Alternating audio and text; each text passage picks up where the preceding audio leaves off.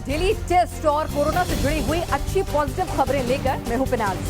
नमस्कार, मैं हूं अनुराग दीक्षित। मैं आपको बताऊंगा कोरोना से जुड़ी हर डराने वाली खबर, हर नेगेटिव खबर। लेकिन शुरुआत करेंगे अच्छी खबर से, क्योंकि वो आपको आत्मविश्वास से लबरेज करेगी और आपको कोरोना से इस जंग में लड़ने के लिए प्रेरित करेगी। तो सबसे पहले आपको दिखाते हैं एक डांस विजुअल, जी हाँ, जिसमें आपको दिखेगा कोरोना से लड़।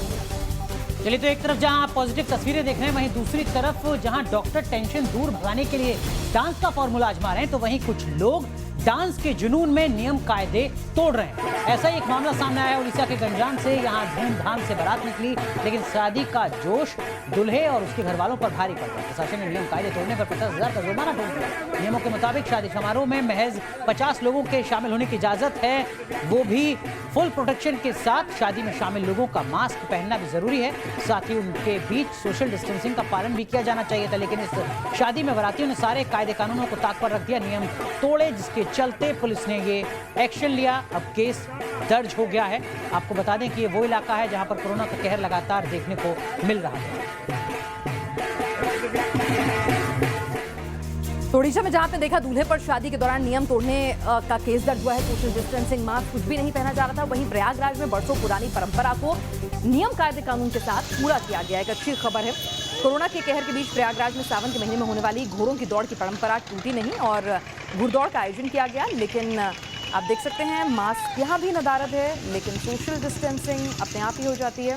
और राजा हर्षवर्धन के ज़माने में इसे शुरू किया गया था, जिसे अभी तक परंपरागत तरीके से निभाया जा रहा है। हालांकि कई एनिमल राइट एक्टिविस्ट जो हैं इसे इंसानों का जानवरों के प्रति शोषण जो है करार देते हैं, लेकिन परंपरा के नाम पर ये बदस्तूर चली आ रही है। पुरानी परंपरा को निभा रहे हैं, क्योंकि अब की ये कोविड-19 जो लगा हुआ है कोरोना वाला, इससे हम लोग गए भी नहीं अधिकारी के पास और सबसे मना कर दिया था कि भाई घोड़ा हम लोग नहीं हाँकेंगे। प्रशासन वो नहीं देगी परमिशन तो नहीं हाँकेंगे। उसी को देखते हुए भीड़ भी कम है और घोड़े भी कम आए हैं। तो प्रयागराज के बाद अब आपको दिखाते हैं भोपाल से आई एक हैरान करने वाली खबर। यहाँ अस्पताल और मेडिकल स्टाफ का अमानवीय चेहरा सामने आया है, जहां कोविड मरीज को एम्बुलेंस का ड्राइवर अस्पताल के बाहर छोड़कर फरार हो गया। आरोप है कि 2 अस्पतालों के रस्साकशी में कोविड मरीज की जान चली गई। दरअसल नॉन कोविड अस्पताल में भर्ती किडनी के मरीज की रिपोर्ट पॉजिटिव आने के बाद उसे निजी कोविड अस्पताल में रेफर किया गया था, लेकिन वक्त पर उसे इलाज न मिल सका। उसे बीच रास्ते में तड़प तड़प कर मरने के लिए छोड़ दिया गया। एम्बुलेंस ड्राइवर की लापरवाही की वजह से 59 साल के मरीज की जान चली गई, लेकिन अब दोनों अस्पताल ही आरोपों के घेरे में। और आइए अब एक अच्छी खबर आपको दिखाते हैं। मुंबई में कोरोना के बढ़ते खतरे के बीच लोगों के लिए राहत की खबर है। कोरोना मरीजों की तेजी से बढ़ती तादाद पर लगाम लगाने के लिए अब टेस्टिंग के लिए डॉक्टर्स का प्रिस्क्रिप्शन अनिवार्य नहीं होगा। जी हां, मुंबई में अब डॉक्टर के प्रिस्क्रिप्शन के बगैर भी आप कोरोना टेस्ट करा सकेंगे। पहले कोरोना की टेस्टिंग के दाम घटाए गए, उसके बाद अब डॉक्टर की पर्ची की अनिवार्यता को भी खत्म कर दिया गया, क्योंकि कोरोना से लड़ने का सबसे अचूक हथियार कहा जाता है कि ज्यादा से ज्यादा टेस्टिंग ही इस बीमारी पर जल्द से जल्द रोक लगा सकती है। मुंबई देश का पहला शहर है जहां बिना डॉक्टर के प्रिस्क्रिप्शन के कोरोना टेस्ट हो सकेगा। तो यानी कि अब ज्यादा से ज्यादा लोग ये टेस्ट करवा सकेंगे और कोरोना से जंग में मदद मिलेगी। मुंबई में अब डॉक्टरों की पर्ची, मतलब डॉक्टरों के प्रिस्क्रिप्शन के बगैर भी कोरोना के टेस्ट हो सकेंगे। दरअसल कोरोना के जो संदिग्ध मरीज हैं उन्हें जल्द से जल्द इलाज मिल सके, इसके लिए इस किस्म का निर्णय लिया गया है। और यह निर्णय लेने वाला मुंबई देश का पहला शहर बन चुका है। हम आपको बता दें कि बीते दिनों ICMR ने उन तमाम शहरों के म्युनिसिपल कॉरपोरेशन को खत लिखा था और ये कहा था कि ये शहर जो हैं अपनी पूरी क्षमता के हिसाब से टेस्ट कराया करें। लेकिन इस बीच मुंबई में कोरोना का तांडव जारी है, लेकिन ये जो फैसला लिया गया है उससे निश्चित तौर पर जो है वो मदद मिलेगी कोरोना की रोकथाम के लिए। आपको बता दें कि कोरोना के मामले 85,000 को पार कर गए हैं। रिकवरी रेट जो है वो अच्छा हुआ है, 67% रिकवरी रेट हो गया है। तो एक राहत की खबर है कि 5,000 के करीब मौत हुई है। मुंबई का रिकवरी रेट 67% हो गया है, यानी कि मरीज जो हैं घर जल्दी ठीक होकर जा रहे हैं। एक अच्छी खबर है, कोरोना का डबल होने का रेट जो है, पहले बहुत जल्दी मामले डबल हो रहे थे, लेकिन अब 44 दिन हो गया है, यानी कि रफ्तार में भी कमी आई है। तो ये 2 राहत की खबर है, अच्छी खबर है। तो एक तरफ जहां महाराष्ट्र में कुछ अच्छे फैसले लिए जा रहे हैं जिसका कुछ बेहतर असर देखने को मिलेगा, वहीं दूसरी तरफ बात करें देश के सबसे बड़े सूबे उत्तर प्रदेश की, तो उत्तर प्रदेश में कोरोना तेजी से पांव पसार रहा है। दिल्ली से सटे नोएडा और गाजियाबाद में कोरोना के मरीजों के आंकड़े में तेजी से इजाफा देखने को मिला है। यूपी में कोरोना मरीजों की तादाद के मामले में गाजियाबाद पहले नंबर पर है, नोएडा दूसरे नंबर पर है और सूबे की राजधानी लखनऊ तीसरे नंबर पर है। यूपी में सोमवार को कुल 933 मरीज सामने आए हैं। सूबे में अब तक 809 लोगों की कोरोना से मौत हो चुकी है। तो किस तरीके से उत्तर प्रदेश में लगातार कोरोना मुश्किलें बढ़ा रहा है, आंकड़ों के जरिए जरा आपको समझाने की कोशिश करते हैं। जरा आप समझ लीजिए, दिल्ली से सटा गाजियाबाद वो जिला है जहां पर कोरोना के सबसे ज्यादा मामले हैं। गाजियाबाद में एक्टिव मरीजों की तादाद 1251 हो चुकी है। दूसरे नंबर पर गौतम बुद्ध नगर यानी नोएडा है जहां पर एक्टिव मरीजों की संख्या 1024 है। लखनऊ में एक्टिव मरीजों की तादाद अभी कम है, लेकिन कानपुर की अगर बात की जाए तो यहां पर भी 385 एक्टिव मरीज हैं कोरोना के। तो उत्तर प्रदेश लगातार यहां पर कोरोना से जूझ रहा है, मुश्किलें लगातार कम होने का नाम नहीं ले रही। चलिए, अगर उत्तर प्रदेश में एक्टिव केसेस जो है वो बढ़ रहे हैं, चिंता की खबर है, तो इस बीच बिहार से अच्छी खबर आई है और दो अच्छी खबर आ रही है कि कोरोना वैक्सीन के ट्रायल के लिए जो तैयारियां हैं अस्पतालों में वो पूरे जोर शोर से हैं, यानी कि लोग जो हैं वॉलंटरी मिल रहे हैं वैक्सीन के ट्रायल के लिए। और दूसरा ये कि प्लाज्मा थेरेपी जिसको लेकर बहुत सारे अभी सवाल हैं, लेकिन उसका सफल ट्रायल जो है वो शुरू हो गया है। यानी कि दिल्ली के बाद अब बिहार में भी प्लाज्मा थेरेपी जो है उसको इस्तेमाल में लाया जा रहा है, जिसके काफी सकारात्मक नतीजे निकल रहे हैं। आपको बता दें कि किस तरह से कोरोना की इस जंग में बिहार ने कुछ अहम फैसले लिए हैं। आईसीएमआर की गाइडलाइन के मुताबिक प्लाज्मा थेरेपी वहां पर भी शुरू हो गई है और आपको बता दें कि आईसीएमआर की इजाजत के बाद पटना एम्स जो है वहां पर प्लाज्मा थेरेपी शुरू हो गई है। मरीजों पर आजमाई जाएगी थेरेपी। बताया जा रहा है कि दिल्ली में जिस तरह से और दूसरी जगहों पर सकारात्मक नतीजे इसके आए, तो उसके बाद बिहार की सरकार ने भी ये फैसला लिया और आईसीएमआर से इसकी अनुमति ली। आपको बताएं, पटना एम्स ने आईसीएमआर से इसकी इजाजत मांगी है और जो इजाजत मिल गई। तो एक तरफ जहां बिहार से अच्छी खबर आ रही है कोरोना से जंग के मोर्चे पर, वहीं पूरी दूसरी तरफ पूरे देश में जो कोरोना की तस्वीर सामने आई है वो परेशान कर रही है। कोरोना का कहर लगातार बढ़ता जा रहा है। देश भर में अब तक मौत का ये वायरस 20,000 से ज्यादा लोगों की जान ले चुका है। पिछले 24 घंटे में कोरोना से 467 लोगों की मौत हुई है। डराने वाली बात यह है कि मौत की रफ्तार में तेजी देखी जा रही है। तो लगातार आंकड़े बढ़ रहे हैं देश भर में कोरोना से मौत के। किस तरीके से आंकड़े लगातार डरा रहे हैं और सोचने पर मजबूर कर रहे हैं, यही वो वजह है जिसके चलते लगातार अपील की जा रही है कि जब जरूरत हो तभी घर से बाहर निकले। देखिए जरा, 80 से कम दिन के भीतर जो मौत का आंकड़ा है वो बढ़कर 1 से 5,000 हो चुका है। जो मौत की रफ्तार है वो किस तरीके से डरा रही है वो आप देख सकते हैं। लेकिन यहां पर देखिए, 17 दिन के अंदर ही 5,000 से बढ़कर ये आंकड़ा 10,000 हो जाता है और सिर्फ 9 दिन के अंदर ही ये जो आंकड़ा है ये और ज्यादा बढ़ जाता है। 10 से 15,000 होता है और 11 दिन के अंदर 15 से 20,000 होता है। यानी महज 11 दिन लग रहे हैं 15,000 से मौत के इस आंकड़े को बढ़ने में, 20,000 तक पहुंचने में। कोरोना से मौत की रफ्तार डरा रही है, वहीं एक अच्छी खबर आ रही है। चेन्नई में कोरोना को मात देने की पुख्ता तैयारी हो रही है। यहाँ कोविड अस्पताल बनकर तैयार हो गया है, जहां मरीजों का इलाज भी शुरू हो गया है। 750 बेड का यह अस्पताल तमाम सुविधाओं से लैस है। यह खबर इसलिए भी अहम हो जाती है क्योंकि हाल फिलहाल में चेन्नई में कोरोना पॉजिटिव केसेस की जो तादाद है उनमें इजाफा हुआ था और टॉप 10 शहरों में जहां सबसे ज्यादा एक्टिव केसेस हैं उसमें चेन्नई का नाम आया था। तो ऐसे में बेड की किल्लत ना हो, वेंटिलेटर्स की, ऑक्सीजन सिलेंडर्स की किल्लत ना हो, तो उसके लिए 750 बेड वाला यह अस्पताल बनकर तैयार है। तो चलिए जरा, एक तरफ चेन्नई से कोरोना को मात देने की खबर आ रही है, तैयारी की जा रही है, वहीं दूसरी तरफ हिंदुस्तान में संक्रमण के आंकड़े तेजी से बढ़ते हुए नजर आ रहे हैं। हिंदुस्तान में संक्रमण का आंकड़ा 7 लाख को पार कर चुका है। हाल ही के दिनों में कोविड-19 के मरीजों की तादाद तेजी से बढ़ रही है। कोरोना की बेकाबू रफ्तार से लोग डरे हुए हैं, सहमे हुए हैं। तो सरकार इस पर काबू पा लेने का दावा भी कर रही है, लेकिन 7 लाख से ज्यादा मामले पूरे देश में आ चुके हैं। किस तरीके से कोरोना का दायरा लगातार बढ़ रहा है, कोरोना का खतरा लगातार बढ़ रहा है, आंकड़ों के जरिए हम आपको बता दें। देखिए, इस वक्त की जो स्थिति है वो देश में 7,19,665 मामले हैं कुल मिलाकर। 10 दिन के अंदर अंदर 5 से 7 लाख की संक्रमण का आंकड़ा पहुंचा है, यानी 10 दिन के अंदर 2 लाख से ज्यादा मामले सामने आए हैं। 23,340 मामले आखिरी के 5 दिनों में रोजाना औसत के हिसाब से बढ़ रहे हैं। आप समझ सकते हैं किस तरीके से कोरोना तेजी से अपने पांव पसार रहा है। हर दिन तकरीबन 23,000 से ज्यादा मामले देश भर में कोरोना के सामने आए। चलिए एक अच्छी खबर आपको दिखाते हैं किस तरह से इंसानियत जो है अभी भी कोरोना काल में वो जिंदा है और लोगों की मदद कर रहे हैं लोग। जान पर खेलकर विदेश में फंसे लोगों की जान बचा रही एक भारतीय फुटबॉल खिलाड़ी की पत्नी। जी हाँ, कोरोना वायरस की महामारी के बीच दुनिया भर में फंसे भारतीयों को देश वापस लाने के मिशन में पुष्पांजलि जी जान से जुटी हैं। दिल्ली की रहने वाली पुष्पांजलि एयर इंडिया की पायलट हैं और सरकार के वंदे भारत अभियान के तहत दुनिया के अलग अलग देशों में फंसे भारतीयों को लाने के मिशन में लगी हैं। हालांकि इसकी वजह से वो पिछले 4 महीनों से अपने परिवार से नहीं मिल सकी हैं, लेकिन उन्हें इसका मलाल नहीं। पुष्पांजलि मशहूर फुटबॉलर गौरमांगी सिंह की पत्नी है। तो कोरोना वॉरियर्स अपनी जान की बाजी लगाकर दूसरों की जान बचाने में जुटे हैं, तो वहीं देश के कई राज्यों में नए नए हॉटस्पॉट बनने की खबर लगातार टेंशन की वजह बन रही है। उड़ीसा, पंजाब, झारखंड, छत्तीसगढ़ और गोवा जैसे जो तमाम राज्य हैं, साथ ही साथ केंद्र शासित प्रदेश जम्मू कश्मीर में कई नए हॉटस्पॉट उभर कर सामने हैं। अभी तक जिन छोटे राज्यों में कोरोना के मामले नियंत्रण में थे, वहां पर भी अब ये तेजी से फैल रहा है। तो 5 राज्यों में किस तरीके से नए मामले सामने आए हैं और किस तरीके से मुश्किलें लगातार बढ़ रही हैं, ये हम आपको जरा आंकड़ों के जरिए समझा दें। दरअसल में जो संक्रमण की रफ्तार है वो आप देखिए जरा।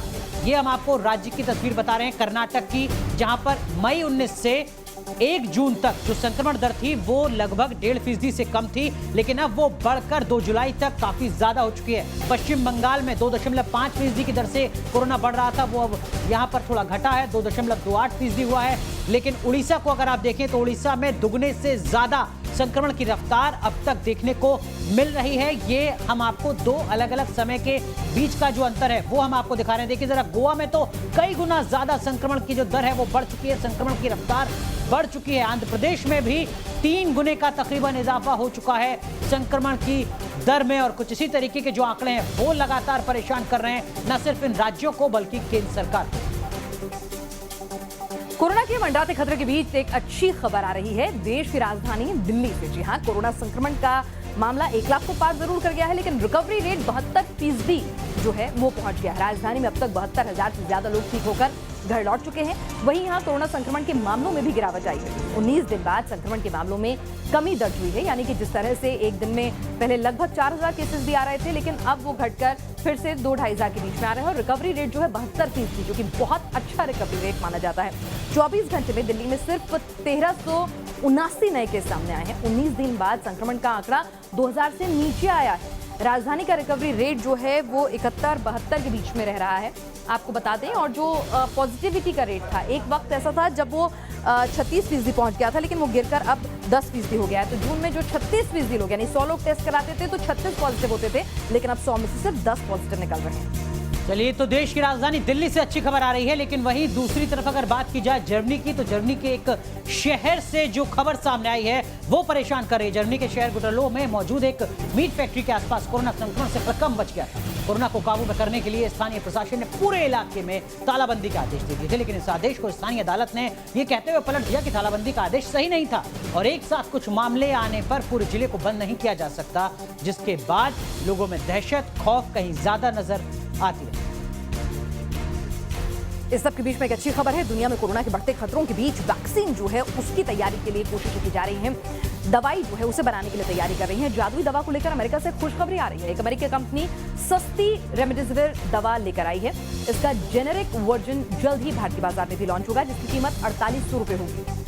कोविड-19 के रोगियों पर परीक्षण में ये बात साबित हुई थी कि रेमडेसिविर संक्रमित लोगों को जल्द ठीक होने में मदद करती है, ऐसे लोग जो क्रिटिकल होते हैं। ऐसे में जेनेरिक वर्जन लॉन्च होने से ये किसी वरदान से कम नहीं होगी और जिसकी किल्लत की खबरें आ रही थी बीच में वो भी दूर होगी।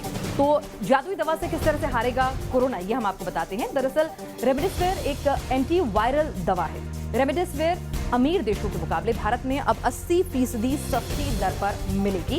कोरोना के जो सीरियस मरीज होते हैं उन्हें ये दवा जो है दी जाती है। रेमडेसिविर का 5 डोज का कोर्स होता है, तो लगभग 4800 रुपए का ये हिंदुस्तानी बाजार पे लॉन्च होगा, जबकि विदेशों में इसकी कीमत कहीं ज्यादा है और उससे अगर हम इंपोर्ट करके मंगाते थे तो ये बहुत कॉस्टली इलाज पड़ता था। तो एक तरफ जहां कोरोना की दवाई को लेकर तमाम रिसर्च की जा रहे हैं, तमाम दावे किए जा रहे हैं, वहीं दूसरी तरफ सारी दुनिया में जो कोरोना कोहराम मचा रहा है उसने ऑस्ट्रेलिया को भी बेदम कर दिया है। वायरस को फैलने से रोकने के लिए 2 कहीं ज्यादा जो आबादी वाले राज्य हैं उनकी सीमा को बंद करने का फैसला लिया गया है। न्यू साउथ वेल्स और विक्टोरिया के बीच 100 किलोमीटर से ज्यादा लंबी सीमा को बंद कर दिया गया है। हालांकि इसके लिए प्रशासन को काफी मशक्कत करनी पड़ी। लोगों के विरोध की आशंका को देखते हुए सीमा पर सैकड़ों पुलिस अधिकारियों और सेना के जवानों को तैनात किया गया है।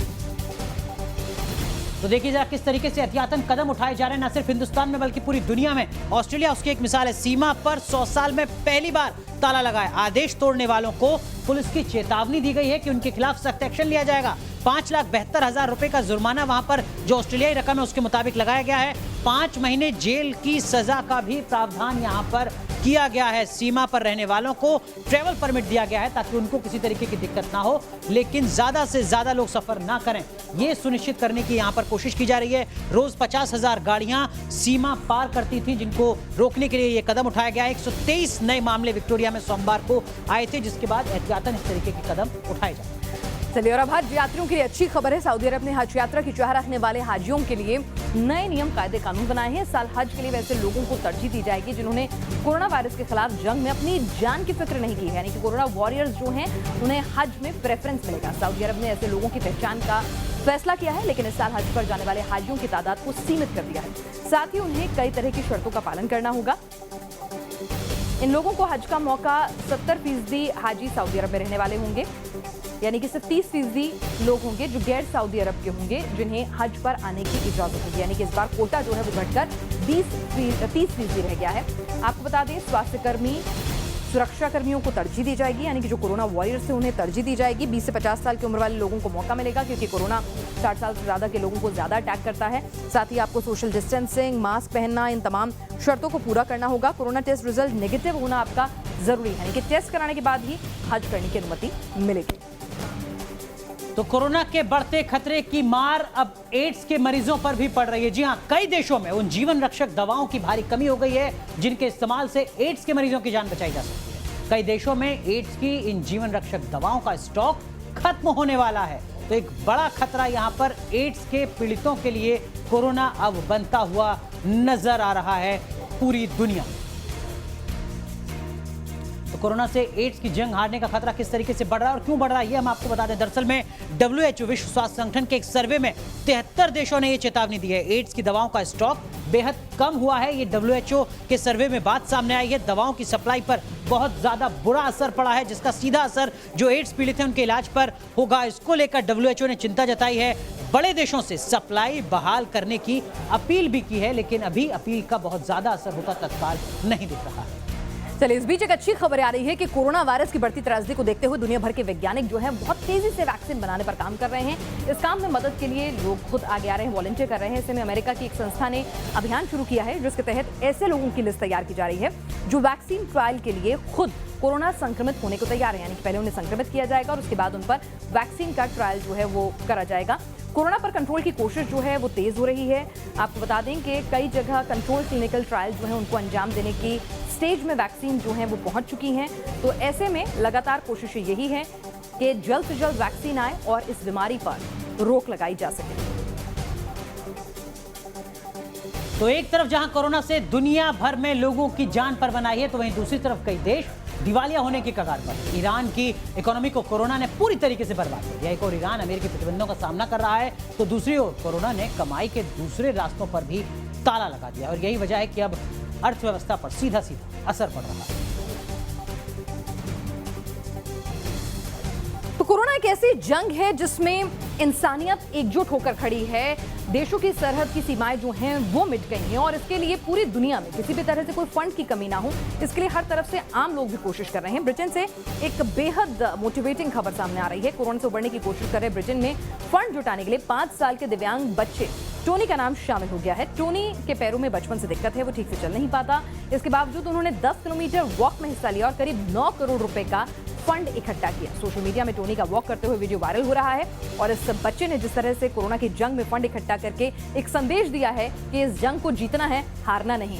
और अब बात करते हैं हमारे खास शो देश की बहस की, जिसका एजेंडा आप तय करते हैं। और न्यूज नेशन के खास शो देश की बहस के लिए आज आपने जिस मुद्दे को चुना है वो मुद्दा है क्या शाहीन बाग से हो रही थी दिल्ली दंगों की प्लानिंग। इसे 51% लोगों ने देश की बहस का मुद्दा बनाना चाहा है, जबकि चीन पर सियासत बंद हो इस मुद्दे पर 29% वोट मिले। वहीं क्या कोरोना का बुरा दौर अभी बाकी है, इस मुद्दे पर 20% वोट मिले हैं। तो आज रात ठीक 8:30 बजे देखना मत भूलिएगा आपकी पसंद की बहस, आपके चुने हुए मुद्दे पर बहस, देश की बहस, दीपक चौरसिया के साथ